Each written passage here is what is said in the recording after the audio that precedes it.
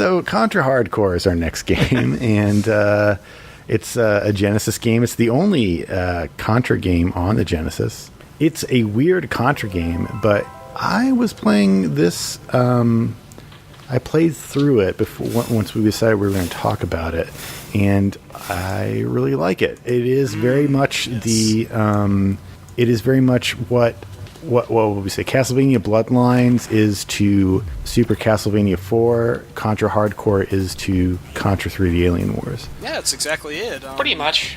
The 16-bit counterparts. Although I feel like Contra Hard Corps is a lot better than Contra 3. I like Contra 3, but... My statement would be that Contra Hard Corps is much more successful compared to Bloodlines. Like, Contra Hard Corps is very, very, very strong. Yeah, Bloodlines is kind of a mix. I think Bloodlines is a good game too, but I feel like Castlevania 4 is a way better game than Bloodlines. I admit, I really like both Bloodlines and Hardcore for generally being kind of faster, more like experiment and do new things that later games in the series didn't really bother with. They're a good deal. Well, I mean, they're almost spin-off games in their way because they aren't numbered. They're just kind of like Sega Mega Drive exclusive-y sort of side games. Although Bloodlines was on something else, wasn't it? Or was that a different one? I always forget. There's some no. TurboGrafx or something game. No, Bloodlines is very clearly Genesis only. I can't... Well, I know the original Castlevania got like ports to the Amiga. well, let's not go down that rabbit hole. It's too far. Okay, but I would say that, like, with Bloodlines, which we're not supposed to be talking about, but I would say that it is basically just a normal Castlevania game, plus it has the option to do, like, a long-haired dude with a spear and very pretty eyes. Yeah, I think his eyes were toned down for the American release. But which is a shame.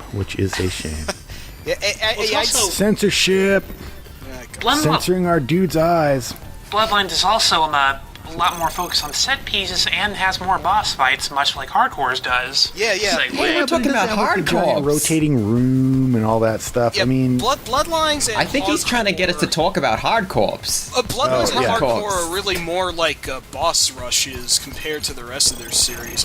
Hardcore especially feels more like a prototype to Alien Soldier, and I think, in fact, I can't totally confirm this, but I've heard that a good deal of Hardcore staff actually left to form Treasure.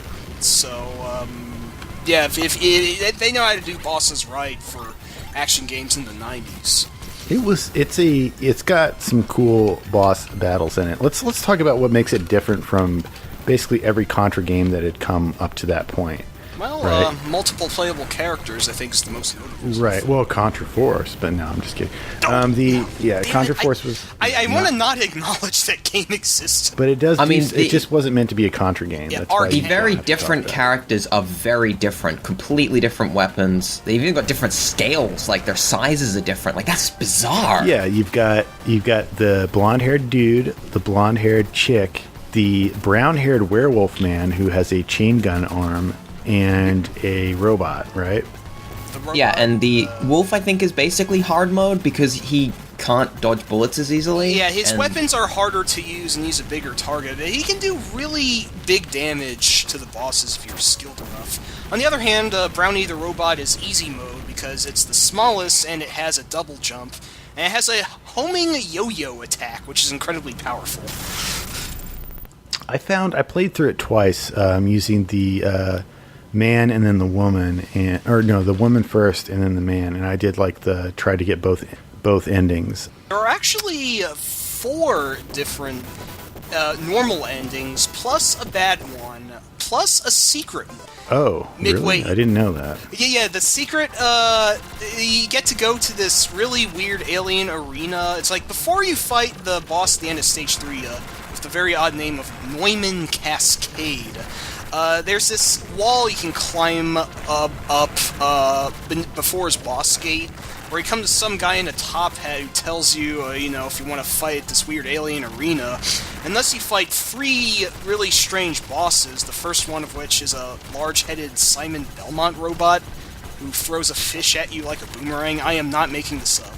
Yeah, none of this is, made up. This is legitimately what happens and in the game. if you beat this... free boss rush here. You get an ending where the time stream gets effed up, and then you go back into prehistoric times and end up marrying a monkey. So, I'm liking where this is going. I'm serious. I can show you a video of this later if you'd like, but But he's not going to individually show every single person who's listening to this podcast a video. Watch out, people. No, that's up to you, the listener, to do on your own. Yeah, exactly. And I feel like monkey marriage is something that Dogs Bauer would approve of. So right there. But I mean, he left though. By the way, like he was, he had to go. Yes, take a bath. So he had to go take a bath. One of his. We couldn't keep him any longer. Nothing's gonna stop me. Like, there's just like a bunch of key cards in a bathtub and he's bathing in them. Yeah, like a Scrooge McDuck with key cards is kind of what happened. But with Contra Hard Corps, it's a technical feat. It's absolutely gorgeous. Like lots of rotation. It's like this one boss you fight, or at least some sort of giant cyclops, has borderline Mode 7 effects on it. Yeah, I mean, it's they're using a lot of like kind of super scalar-esque type tricks to.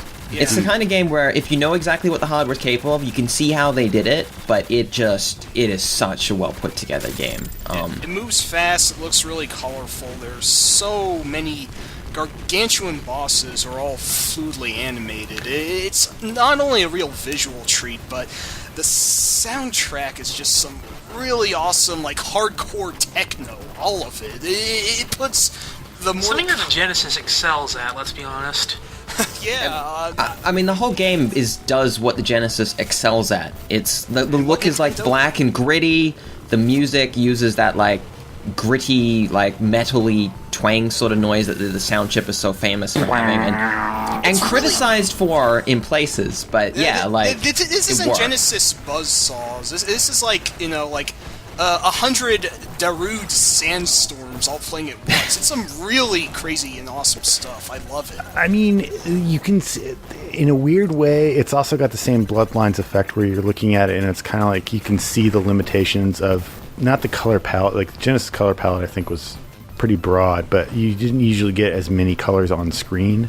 Well, you can only have 4 palettes of so many colors at once. Like, it was a pretty heavy restriction in terms of how much you could physically put on screen at once. Right. So when you're looking at the backgrounds in Contra Hard Corps, which you don't have much opportunity to do because there's so much crap flying at you, they don't look as impressive. But the tricks they did with it are impressive, especially for the Genesis. I don't know if especially. I mean, it's a stock Genesis. It doesn't have any special chips or anything going on, which is probably the theoretically, you could have almost done this back in 1989. The cart size probably would have blown you up, but other than that, you could have done this. Like, yeah, that's true. But it may not be the type of crazy stuff that Xerxes can pull off, but it did really make the most of hardware that at this point was 5 years old. It was released in 1994. Late 94, too. Yeah, August in... Wow, am I reading this right? This actually came to North America first.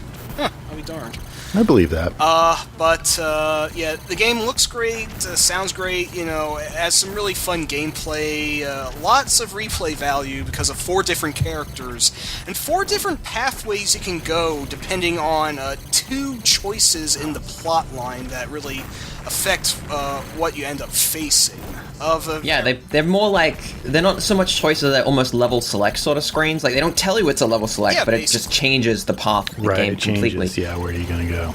And the game constantly throws just insane set pieces at you. This isn't like walk from left to right shooting things. It's just absolutely mad. You go like across like the emu robots or whatever, I think. You're on jet bikes. You've got motorcycles flying at the screen towards you, like huge bosses that constantly fill up the screen. Yeah, one ending level has you on a space station, another one has you riding a bunch of missiles up to a much bigger missile. There's never any filler levels like the top-down levels in the older Contra games, because... Oh, yeah. Did anyone really like those, like, a whole lot, to be honest? Kind of like them. I can see where others in Super C, the top-down levels were just kind of like Commando-esque levels. In Contra 3, the top-down levels, like, the worst. I wouldn't say the worst. I didn't mind the base entry segments in the first Contra. I like those well enough. They at least work on some kind of, like, they set up a different like gameplay mode that is intuitive, whereas I think the Contra 3 like weird like brandish style like Pukascope looking Mode 7. Yeah, that definitely, their technical function kind of got away from them in that particular. And what are you doing? You're just hunting down dudes in manhole covers for no reason. I'm just saying there's never any level in hardcore that feels like it's filler. Yeah, the thing is... Hardcore is a fairly short game, but it doesn't, like, it never, like, fakes its length. It's just, I think it's dense as all hell. Hardcore is actually the first Contra game to not have any overheads or behind the back segments. It's all 2D platforming all the time, and I think this works best for its design. Except, I guess, the one minor exception is the boss battle where there's that giant robot on the highway who's running after you. That is a cool effect and a bit of an odd... it's a unique hate case. That boss. It's pretty tough, yeah. That's actually the boss you fight if you go down what's basically the badder endings route, so I guess that's a punishment for... It's signed to pursue Deadeye Joe. Yeah, the two endings I got, one seemed like kind of a generic good ending, and the other one, like, right before the final boss battle, you see in the background, like, you go up some kind of turbo lift up to, like, the top of some tower, and then you see them fire some massive weapon at the earth and destroy it, basically. Then you have to fight the final boss. Wait, I don't remember that part exactly, but I remember that was the one where you actually die when the space station blows up. When it's over, you die. Oh well, technically, if you chase Deadeye Joe, the endings you get are that one or Colonel Bahamut, the big bad escapes to fight another day. But yeah, if you go back to the research lab instead, then both the endings are good endings. Relatively generic ones, as you said, but they are what they are. So, I mean, before we get too far else, I think it's worth mentioning this is not an easy game, because you guys are talking about the ending, like, oh, I booted up the game and I like got to the fit. It's like, this is okay, not so an let me easy explain game. to you how I did that without much effort. I played the Japanese version, and the Japanese version allows you 3 hits before you die, which is a big difference for Contra. It's almost blasphemous. I should point out quickly, for anyone who might be interested, there is a hack for the Japanese version that adds in the English script, so that might be like the best way to play it. There's no shame in it, I'd say. If you're going to emulate it, that is probably the way to go. Like Xerxes said, blasphemous that Contra allows more than one hit before dying, but even I have to admit this one is no easy feat. I mean, it doesn't make the game easy. I mean playing the American, one hit and you die version. That's even that's how Contra works, but it also feels like. I think for this game, which has a higher amount of bosses and thus crazier attacks and patterns to anticipate, it's the extra health is definitely appreciated. The other thing that the Japanese version has, like the Japanese version of Contra 3, has multiple lives code. I think it's actually way too generous. I think it gives you 70 lives if you use it. Whereas I feel like, it's like kind of the grand tradition. You've got the Konami code. You do it in the original NES Contra. It gives you 30 lives. And that's fair, because the game is hard. Playing it through with 30 lives, you probably won't beat it even the first time you play it. But with 70 lives in Contra Hard Corps, I feel like is maybe too much. It is a shorter game, like you do. Right. I mean, you die a lot towards the end, but especially since you've got the 3 hits. You can brute force your way through it with enough lives. But. Right. You'll probably have about, I think, like the first time I played through it with the 70 lives, I think I had like maybe 20 lives left at the end, which isn't not a lot.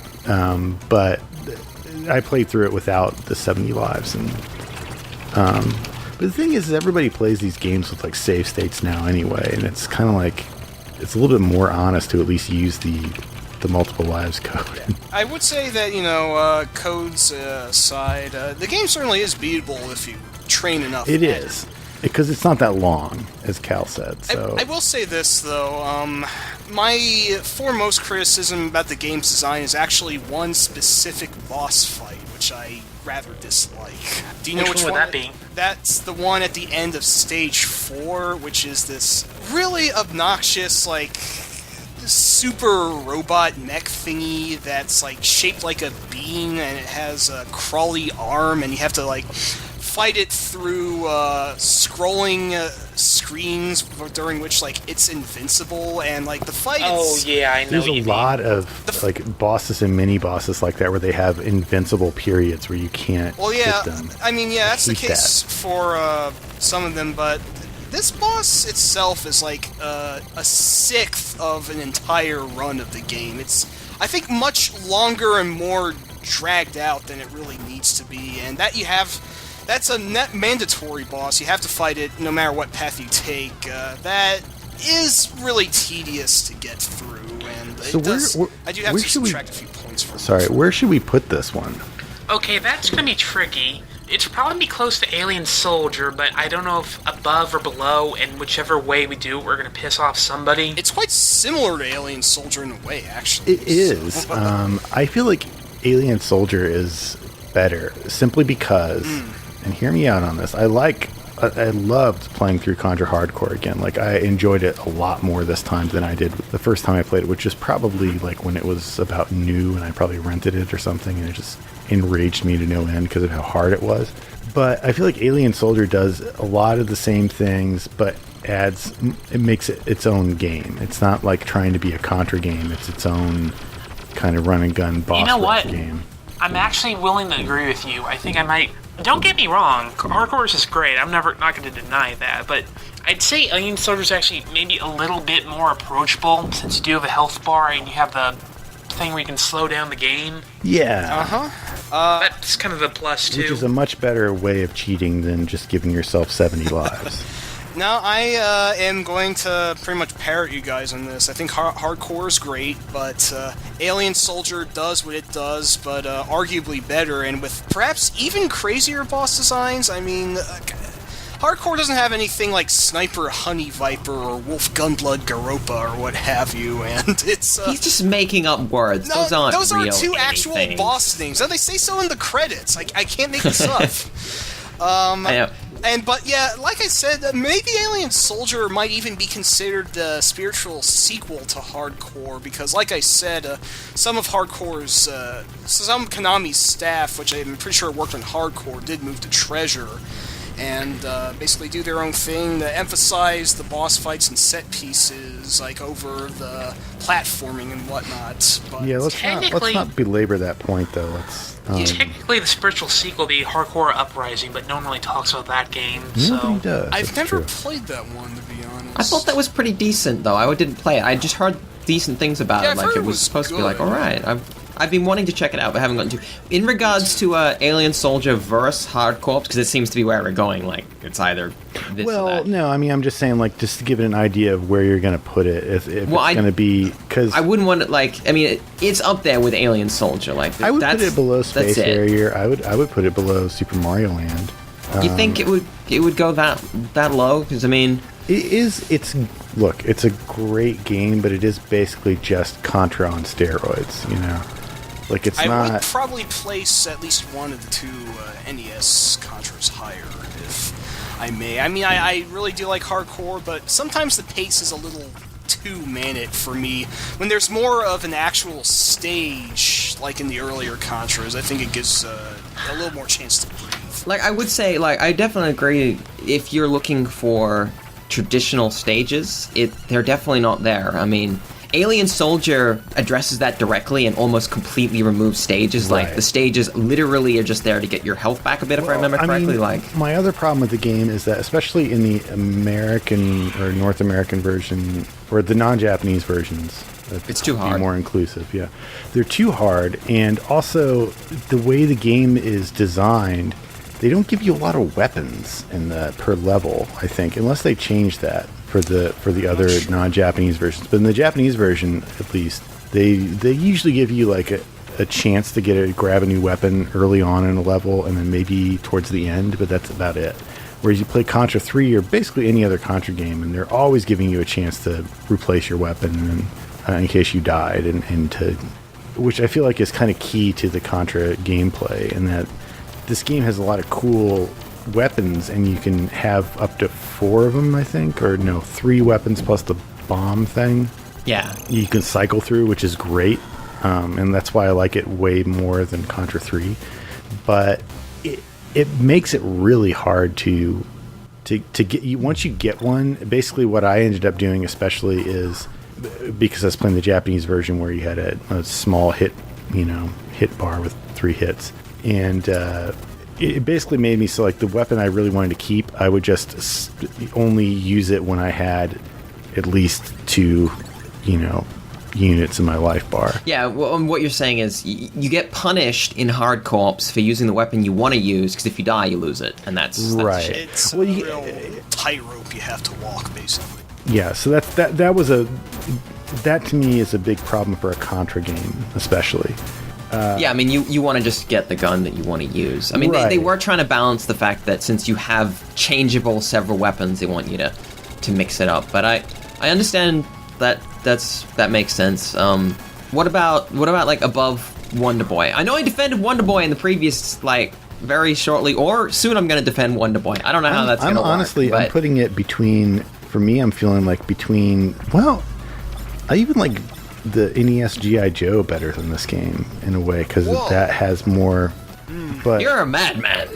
I don't know. I honestly, I don't know how to feel. This is like one of the best, in my opinion, this is one of the best run and guns on like, the Mega Drive. Yeah, like, right, easily one of the best. Right now I'm feeling between Street Fighter 3 and Snatcher. Okay. That sounds kind of low, but I guess I'll live with it. Well, if I'm wrong, I'm wrong. Like this, like, I don't agree, but you just do it anyway. Okay, I would maybe place it 1 or 2 clicks higher because I am a rabid Contra fanboy, but taking a step back, it is a game that doesn't take any crap, and I don't think anyone could easily get into. It has a very high wall of entry. I imagine that a lot of people playing this would have a good deal of trouble, even with the first stage. The robot boss you fight at the end of that is pretty vicious for early on. So. It is designed to be like the Japanese version of the game. That is what the game is designed to be. It's just like Ninja Gaiden, where the game was designed to be something else, and then they made it extra hard for all the other markets. Would you say especially Europe? It's extra hard in Europe, I believe. Because it's just nothing but robots? Wait, would you guys say it might be the Dark Souls of Contra? No. Thank you. Stop bringing Dark Souls into everything. Let me just put my foot down on this. I feel like, and I'm not just doing this because, the Japanese version is the one they spent the... But it really is the one that's the game that they wanted to make. It's like with Bare Knuckle 3 as opposed to Streets of Rage 3, I think. It's possibly not that extreme, because Streets of Rage 3 was really gutted compared to the Bare Knuckle. See, I mean, for me, Street Fighter 3 versus Contra Hard Corps? I mean, for me, I would put Contra Hard Corps above it, because I don't care that much for Third Strike, but that would be me. I would personally. I would actually kind of agree with Cal on that case. Okay. So we are going to actually put this one between UN Squadron and Street Fighter 3 Third Strike. Unlike Blue Stinger, I mean, someone can make a compelling case for it being better than UN Squadron. I'd be open to it, but like it's a tough one to me, because I mean we basically said, I believe we said that UN Squadron was one of the more interesting and better shmups on the between SNES. Wonder Boy and UN Squadron. That's my final offer. I like Hard Corps more than those games. So well, wait a minute, we just put Blue Stinger in there, so that's fine. I mean, okay, we do have to factor that in. So do we have to factor it's where worse it would than be? Blue Stinger because it doesn't have Dog's Battle. Oh, for the and I'll allow this. Okay, I'm fine with that. It does have a werewolf with a gun arm, which is probably the spirit. If Dog's Bower had, if he was going to make, if like Dog's Bower was like scribbling in his like notebook, it would be like, a Wolfman, he's got a minigun, I love it, it's great. Dog's Bower would make a game called like Jimmy Buffett Hardcore. So, are you saying that Fang is Dog's Bower's persona? Yeah, exactly. Yeah. Wow. So we're putting, let's put it below Blue Stinger. I mean, more people are likely to beat Blue Stinger than Hard Corps unless they play the Japanese version. Yeah, even playing the Japanese version is plenty hard. I'm not saying it's easy. I'm just saying it has cheating. No, you can finish it by cheating. The life bar makes it fair. It doesn't make it easy. No, it does not make it easy, but it is the best version to play because you don't have to cheat if you don't want to. I'm not suggesting people do that. I did it because I wanted to play as much of the game as I could in about 2 days. This is definitely a game which you're actually supposed to not finish it very quickly. They want you to earn every single But the game is designed around that life bar, and that's so. I'm going to probably rank. I'm going to say we're ranking the Mega Drive, the Japanese version of the game, because that to me that's the one they want people to be playing, and they. Well, I mean, either way, I'm happy with the placement. I think it's good. Right it's under good Blue enough. Stinger. That's right.